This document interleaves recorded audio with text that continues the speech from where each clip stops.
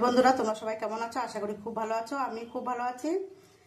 দেখো বাজার থেকে আম নিয়েছি, আমটা পেকে গেছে, হালকা পেকেছে। তা ভাবলাম এত গরম পড়েছে, আজকে এই পাকা আমটা দিয়ে ডাল করব। আমি মুসুর ডালটা সিদ্ধ করে রেখেছি। আমি মুসুর ডাল দিয়ে একদম পাতলা করে ডাল করব।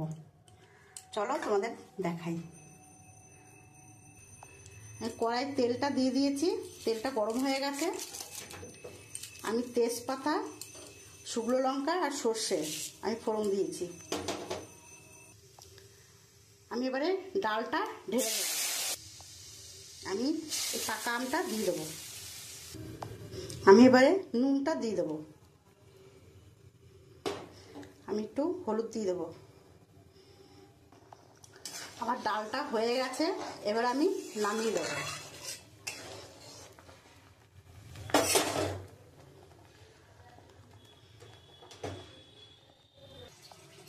বন্ধুরা আমার আম দিয়ে টক ডাল হয়ে গেছে।